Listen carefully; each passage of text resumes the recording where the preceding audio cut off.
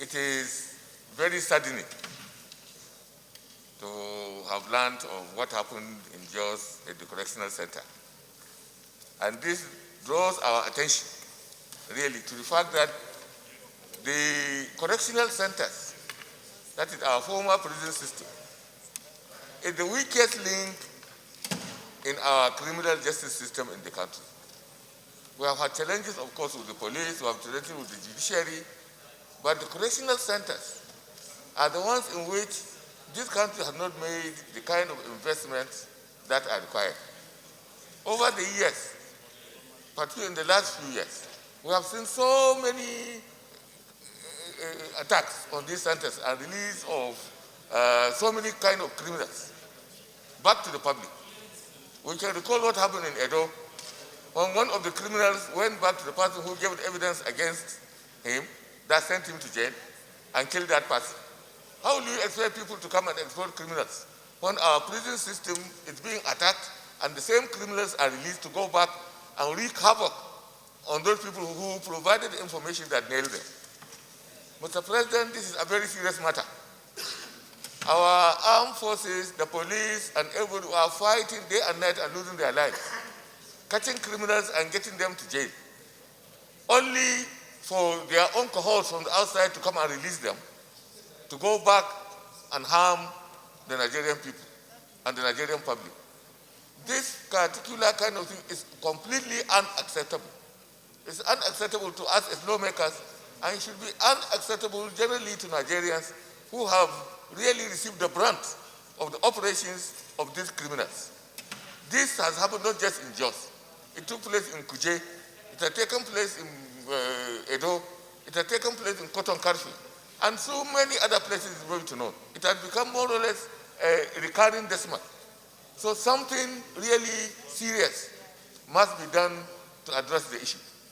And I think that when it comes to prayers, I would like to make another additional prayer to invite and to direct our committee on the interior, to really interrogate this matter, to look into the entire system of this kind of recurrent attacks and look at the entire disposition of our prison system. When you look at not just the trained, they are maltrained, they are not well funded, the prisoners are not housed properly, they are not even given the kind of rations that are required. The prison system is so porous. Some of the prisons establishments, correctional centers, were ones that were built since colonial days. I can say that about 60% of them were prison systems that were established during the colonial era. This particular kind of thing is unacceptable. And it is something that is harmful to the public and terribly harmful to the security of this country. So, Mr. President, I will, with your permission and the leave of my colleague, come with an additional prayer, to suggest that the Committee on Interior should be directed, to really interrogate this matter and bring a whole report on the entire disposition of our criminal justice system and our correctional center system, so that the Senate will look at it and design and find ways out of this kind of quagmire. I thank you, Mr. President. Unfortunate incident that has become more or less a recurring decimal is one that actually we must take head on. And I love the idea of the leader that perhaps we should add a responsibility to be given to the Senate Committee on Interior when we come to look at the resolutions. Mr. President, the point I would like to make here is that, like he said, the correctional service has remained the weakest link in our criminal justice system. And just this morning, listening to so many panels on NTA Good Morning, where that was the major issue of discussion today, it's very disturbing hearing some of the facts being brought out. For example, from the justice system, the judges are frustrated on many fronts, either due to poor prosecution by the prosecutors, or even sabotage by people who are supposed to actually help in the administration of justice, so that those who are kept in the correctional services can be brought down. In fact, the point being made is that we have more awaiting trial citizens in our correctional centers. This is unacceptable. But what will the judiciary do when they also are being handicapped by so many institutional constraints? So I think the issues are very deep, and perhaps all these attacks are pointers to the fact that it is time for us to review.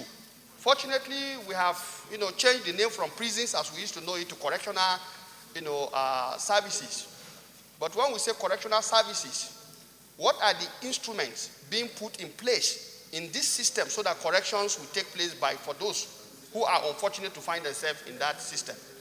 And I think that is the key to the issues that the Committee on Interior should be made to look at. For example, like I had this morning, when it comes to the cases, when a judge is having a case, witnesses are not able to come out. And that also speaks to the fact the Senate leader raised, that today, by the escape of most of these inmates in some of these places, then the life of those who perhaps have even shown interest in testifying against some of these criminals is definitely in danger, even the judges. So I think the issues are quite deep, and I think it's high time for us so that all of these things can be looked at holistically. Overall, because of the age of some of these centers, you now find them right in the heart of town with no barriers between the citizens' own area of operation and even the prisons. Most of the prisons are now right in the middle of town. So I think there's quite a lot of things that needs to be done in terms of decongesting the prison and ensuring that those who are innocent do not suffer unjustly.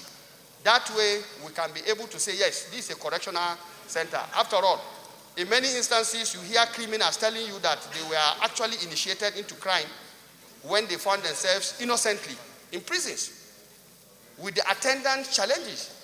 So I think, Mr. President, distinguished colleagues, I will definitely want to ask that our colleagues dispassionately look at this, but most importantly, allow the Committee on Interior to look at this matter beyond what we have just discussed here, with a view to coming out with very sound recommendations that can help to put this system on check. Thank you. We argued in this place, saying that we need to restructure the security architecture. That has been done. We have argued that we need to vote more money to the security department. That also has been done.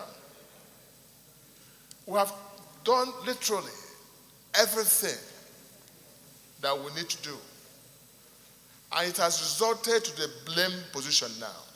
I listened to a video making news by the National Security Advisor, where he categorically mentioned that our internal security challenge looks like an internal sabotage for those who make resources and money, who have commercialized our security challenges, who make money out of insecurity, especially as it relates to kidnapping.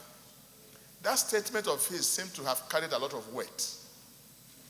Because I still wonder, why are some of these young men, probably not up to 100,000 in number, constantly defeating over 200 million people?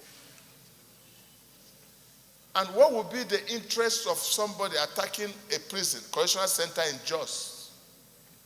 Could you say that's as a result of poverty? Or is it as a result of hunger? What is the interest? I think if we do not trace back to what is really the causes of this, we might be chasing shadows. A time has come that this nation should retrieve and re-strategize to find out what is truly causing the insecurity in Nigeria and who is responsible and how does it come about. This will help us in no small way. I heard my colleague here did mention that we have about 1 million security agencies to handle 200 million people. But I do know that 15, 20 years ago, we had less than 400,000, and we're about 150 million, and yet there was security in this country. Before we kill ourselves, before we destroy ourselves, I think we should look beyond this supply of arms and strategies and take our time to invest more on intelligence. Lack of intelligence mostly is our major problem. I don't know who are the military intelligence, police intelligence, and all the security intelligence. We need to dwell on the part of intelligence, because if we have enough intelligence gathering on what is happening in this country, it might help us. And accusations, abuses, either of government or security agencies or anybody will not help at this point. My suggestion, Mr. Senate President, and I make 2 suggestions. 1, can we create a special department here to address issues of intelligence gathering, to find out the resource? And secondly, it might look crazy, but I think what we're going through now is good enough to call up for a day or a week set aside by all Nigerians, parents, youths, everybody, to come out en masse wherever we find ourselves, in villages, in towns, senators going back home, federal house members going back home, ministers going back home. Let's go and address this issue of security and call a collective effort with traditional rulers, students, opinion molders, market people. We shall find solution to it. It looks like this battle has been left for government alone to fight, and government is not doing much again to correct the situation.